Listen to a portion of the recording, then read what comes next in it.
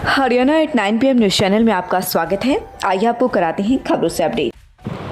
रामपुर गांव से पीपली व रामपुर गांव में गोपालपुर जाने वाले रास्ते को फिलहाल HSIRDC अधिकारियों ने वहां पर दीवार बनाकर बंद कर दिया, जिसके कारण गोपालपुर से रामपुर व रामपुर से पीपली जाने का शॉर्टकट रास्ता बंद हो गया, जिससे रामपुर गाँव के ग्रामीणों में भारी रोष है। सरपंच नरेश उर्फ चाचू का कहना है कि इमरजेंसी में यह रास्ते शॉर्टकट का काम करते हैं, क्योंकि दिल्ली मार्ग पर अधिकतर जाम रहता है और इस रास्ते से आना जाना रामपुर गाँव वासियों के लिए सुगम रहता है। लेकिन HSIRDC ने अभी से ही इन रास्तों को बंद कर दिया है, जबकि यह रास्ते रामपुर गाँव की ज़रूरत के हिसाब से बनाए गए थे। इन्हें दोबारा से खोला जाना चाहिए और लोगों को सुविधा दी जाए। इस संदर्भ में HSIRDC के वरिष्ठ अधिकारियों को भी शिकायत करेंगे। उन्होंने कहा कि रामपुर गाँव में अचानक एक एक्सीडेंट हो गया था, जिसमें सैदपुर गांव के 3 बच्चे गंभीर रूप से घायल हो गए थे, जिन्हें तत्काल इलाज की ज़रूरत थी। ऐसे में ग्रामीण जैसे ही उनको लेकर वाया पिपली के रास्ते गई तो वहां पर दीवार मिली, जिससे वे वापस लौटे और फिर गोपालपुर के रास्ते जाने लगे तो वहां पर भी HSIRDC की दीवार खिंची हुई मिली। इससे घायलों को अस्पताल ले जाने में काफ़ी देर लगी। ग्रामीणों की मांग है कि इन रास्तों को खुलवाया जाए। अगैसे गांव सैदपुर के 5 बच्चों का एक्सीडेंट हो गया। उनकी गाड़ी पलट गई और वे बच्चे भागकर गाड़ी से निकाले और उनको लेकर हम खरखोदा मेडिकल जा रहे थे। दिल्ली रोड जाम था। उसके बाद हम रामपुर से गोपालपुर पीपली रोड गोंडा जाता है, वहां गए। वहां HSIRDC ने दीवार निकाल दी। क्या जरूरत थी अभी दीवार निकालने की? वहां से गाड़ी मोड़ी। एक कुंडल से गोपालपुर रोड जाता है, वहां भी HSIRDC ने 4 दीवारी कर दी। उसके बाद मरीज बहुत ज्यादा तकलीफ में थे। हम गोपालपुर रोड पर गए, सोटी गोपालपुर रोड पर गए। वहां से गाड़ी लेकर हम गए। उनको पहुंचने में बहुत टाइम लग गया। क्या जरूरत थी अभी HSIRDC को ये रास्ते बंद करने की? वहां पर पुल बन रहे हैं तो रास्ते तो खोल दो हमारे लिए। अगर कोई भी इमरजेंसी हो जाए, वहां जाम रहता है दिल्ली रोड पर, यहाँ के तो निकल जाए रामपुर कुंडल का आदमी। कृपया करके ये रास्ते खुलवाए जाए। ऑनलाइन ट्रांसफर पॉलिसी का विरोध। मंगलवार को खरखोदा बिजली कार्यालय में हरियाणा राज्य बिजली बोर्ड के वर्करों ने बैठक की, जिसमें सरकार द्वारा जो राइट टू सर्विस एक्ट व ऑनलाइन ट्रांसफर पॉलिसी लाई जा रही है, इसका विरोध किया। इस मौके पर यूनियन प्रधान उमेद सिंह ने कहा कि जिस तरह से हरियाणा में शिक्षा विभाग के अध्यापकों की ऑनलाइन ट्रांसफ़र पॉलिसी लागू की गई थी और अब पिछले कई वर्षों से केस के चलते ट्रांसफ़र नहीं हो रही हैं, इसी तरह से इस ऑनलाइन ट्रांसफ़र पॉलिसी कर्मचारियों के लिए सुविधापूर्ण नहीं है। जिन विभाग में यह पॉलिसी लागू की हुई है, उन सभी विभागों के कर्मचारी परेशान हैं, इसलिए यह ऑनलाइन पॉलिसी लागू नहीं की जानी चाहिए। इस मौके पर अनिल कुमार, यशबीर सिंह, प्रदीप, सुरेंद्र व अनिल उपस्थित रहे। खांडा गांव में हवन कर दी किसानों को श्रद्धांजलि। मंगलवार को खांडा गांव में भारतीय किसान यूनियन के तत्वाधान में लखीमपुर खीरी में किसानों की निर्मम हत्या के बाद उनकी 13वीं पर हवन यज्ञ करके श्रद्धांजलि दी गई। इस मौके पर किसान नेता बलवान नंबरदार ने कहा कि किसानों की ये शहादत बर्बाद नहीं जाएगी।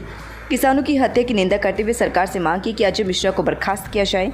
अब किसानों का आंदोलन और अधिक मजबूत होगा। किसान सरकार से डरने वाले नहीं हैं। किसान आंदोलन के दौरान जितने भी किसान शहीद हुए हैं, उनको भी श्रद्धांजलि दी गई। इस मौके पर बारे प्रधान अतर सिंह, चंद्र सिंह, बुधराम, काला, अशोक, मेहर सिंह, बालीराम, रणधीर, अनिल, जोगिंदर, कुलदीप, प्रवेश, हेमंत सहित विभिन्न किसान उपस्थित रहे।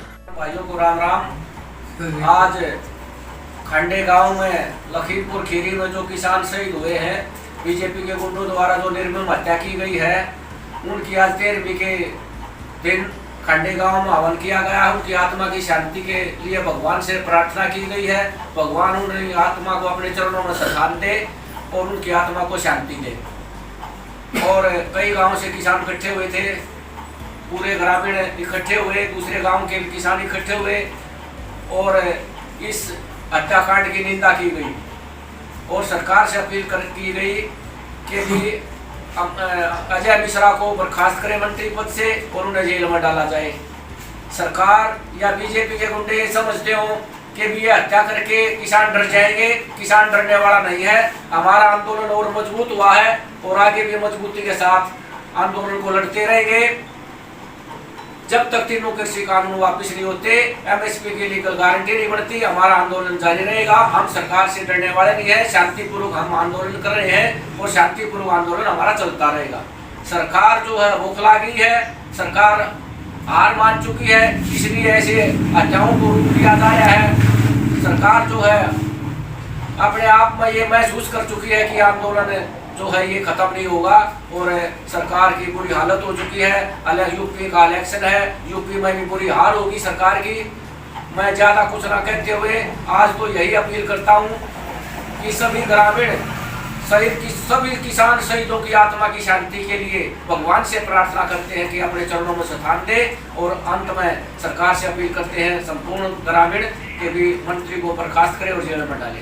सभी भाइयों का बहुत बहुत धन्यवाद। किसान एकता जिंदाबाद। पौराणिक कथा लेखन प्रतियोगिता में छात्रों ने दिखाई प्रतिभा। ब्रह्मशक्ति सीनियर सेकेंडरी स्कूल थाना कला में पौराणिक कथा लेखन प्रतियोगिता हुई। प्राचार्य रामवीर सिंह ने बताया कि विद्यालय में हरियाणवी लोक संस्कृति एवं साहित्य को प्रोत्साहन देने के लिए छात्रों को लोक कथाएं लिखने के लिए प्रेरित किया। सभी छात्रों ने विभिन्न विषयों पर बहुत सुंदर कहानियां लिखी। वरिष्ठ साहित्यकार पूर्णचंद्र शर्मा की अध्यक्षता में इसका परिणाम तैयार किया गया, जिसमें नेहा, सोनल, हर्ष, कृतिका तथा मोहन ने प्रथम स्थान प्राप्त किया। हितेशा, तन्नु, स्नेहा व नैन्सी ने दूसरा स्थान प्राप्त किया और मोक्षिता ने तीसरा स्थान प्राप्त किया। सभी विजेता छात्रों को प्राचार्य ने नगद पुरस्कार देकर पुरस्कृत किया। इस कार्यक्रम में प्राचार्य रामवीर ने सभी छात्रों एवं स्टाफ सदस्यों को संस्कार युक्त शिक्षा देने तथा छात्रों में प्रतियोगिता की भावना उत्पन्न करने के लिए विभिन्न प्रतियोगिता करवाने के लिए प्रेरित किया। इस अवसर पर उप प्राचार्य प्रवीण कुमार, राकेश, राजीव दहिया, रेखा, मंजू समेत सभी स्टाफ सदस्य व छात्र उपस्थित रहे। यूनिक आईटी बनेगी असंगठित क्षेत्र के श्रमिकों की नई पहचान, एसडीएम ने दिए निर्देश। श्रम एवं रोजगार मंत्रालय भारत सरकार द्वारा असंगठित क्षेत्र में काम करने वाले श्रमिकों का डाटाबेस तैयार करने के लिए ई श्रम पोर्टल लॉन्च किया गया है। असंगठित क्षेत्र में काम करने वाले श्रमिकों को अब ई श्रम पोर्टल पर पंजीकरण कराने के उपरांत ही सरकार की विभिन्न योजनाओं का लाभ मिलेगा। सोनीपत एसडीएम शशि वसुंधरा ने कहा कि जिला में असंगठित श्रमिकों का पंजीकरण करने के लिए उन्हें जागरूक किया जा रहा है ताकि ज़्यादा से ज़्यादा श्रमिकों को ई श्रम पोर्टल से जोड़ा जा सके। भारत सरकार के श्रम एवं रोजगार विभाग के national database of unorganised worker कार्यक्रम के तहत कॉमन सर्विस सेंटर CHC के माध्यम से यह कार्य किया जा रहा है। किन किन असंगठित श्रमिकों का होगा पंजीकरण? CSC जिला मैनेजर शशिकांत कौशिक ने कहा कि इस यूनिक आईडी के लिए छोटे किसान, कृषि क्षेत्र में लगे मजदूर, पशुपालक, मछली विक्रेता, मोची, ईंट भट्ठों पर काम करने वाले, घरों में काम करने वाले, रेहड़ी फेरी वाले, newspaper vendor, carpenter, plumber, rickshaw व ऑटो रिक्शा चालक, मनरेगा वर्कर, दूध विक्रेता, स्थानांतरित लेबर, नाई, आशा वर्कर, चाय विक्रेता व ऐसे मजदूर जो कि संगठन के साथ जुड़े सभी यूनिक आईडी बनवा सकते हैं। दिल्ली में की पुलिस ने रेड, हत्या आरोपी के घर पर लटका मिला ताला। थाना कला गांव में हुए रमेश मर्डर कांड में आरोपियों को पकड़ने की तलाश में पुलिस निरंतर छापेमारी कर रही है। पुलिस ने दिल्ली में रेड की, जहां पर आरोपी संजीव के घर पर ताला लगा मिला। वहां कोई भी नहीं था। आपको बता दें कि थाना कला गाँव में हुई रमेश हत्याकांड में संजीव के अलावा संजीव की 2 बहनें, माँ, 3 भतीजे भी आरोपी हैं। थाना प्रभारी कर्मजीत का कहना है कि सभी आरोपियों को जल्द ही गिरफ्तार किया जाएगा। पुलिस लगातार इस मामले में जुटी हुई है। जानकारी के मुताबिक रमेश की पुत्री सीमा की शादी करीब 7 वर्ष पहले ककरोला गांव निवासी संजीव से हुई थी। संजीव उसे तंग करता था, जिसके चलते कई बार इस मामले में पंचायत भी हो चुकी है। करीब 10 दिन पहले संदीप को सीमा से अनबन हुई और परिवार के सदस्यों ने सुलह कराई थी, लेकिन शनिवार को संजीव अपनी पत्नी सीमा के साथ अपने ससुराल थाना कला आया और पैसे की लेन देन व डिमांड को लेकर रमेश से झगड़ने लगा। इसी दौरान परिवार के अन्य सदस्य बुलाकर रमेश की हत्या कर दी। वह फरार हो गए। पुलिस जांच कर रही है। आरोपी संजीव पर पहले भी मर्डर का एक मामला चला हुआ है। हरियाणा में सैनिक स्कूलों में दाखिला लेने का मौका, जानिए आवेदन की पूरी प्रक्रिया। सैनिक स्कूलों में शैक्षणिक सत्र 2022-23 में कक्षा 6वीं व 9वीं में प्रवेश लेने के लिए इच्छुक विद्यार्थियों से 26 अक्टूबर 2021 तक ऑनलाइन आवेदन आमंत्रित किए गए हैं। इन कक्षाओं में दाखिले के लिए अखिल भारतीय सैनिक स्कूल प्रवेश परीक्षा आगामी 9 जनवरी 2022 को आयोजित की जाएगी। दाखिले संबंधी विस्तृत जानकारी के लिए वेबसाइट www.nta.ac.in या www.aissee.nta.nic.in पर लॉगिन कर सकते हैं। नमस्कार, मैं doctor Saurabh Makkar tulip hospital में अपनी ENT की सेवाएं दे रहा हूं। ENT स्पेशलिटी में नाक, कान और गला, इन सब के जो बीमारियां हैं उनको देखा जाता है। इसमें हम नाक, कान, गले की बीमारियां जैसे कान के पर्दे में छेद होना, कान की हड्डी गल जाना, कान से सुनाई ना देना, चक्कर आना, ये सब दिक्कतें हम देख रहे हैं। नाक की दिक्कत, नाक से खून आना या फिर नाक की हड्डी टेढ़ी हो जाना, नाक में मांस बढ़ जाना। अगर इस किसी भी दिक्कत से आपको किसी भी चीज़ का ऑपरेशन कराने की ज़रूरत पड़ती है, वो ऑपरेशन भी यहाँ पर सब सुविधाओं के साथ उपलब्ध हैं। स्वागत है आपका Saini health care pharmacy, a complete health care centre में। हमारे यहाँ अंग्रेजी, देसी व पशुओं की दवाइयाँ, cosmetics, green tea, surgical items, हर प्रकार की vaccine, food supplements, trimmer, hair dryer आदि, wheelchair, thermometer, nebuliser, sugar machine wholesale rate पर मिलती है। लगातार खबरों से अपडेट रहने के लिए चैनल को सब्सक्राइब जरूर करें। समाचार व विज्ञापन के लिए नीचे दिए गए नंबरों पर संपर्क करें। धन्यवाद।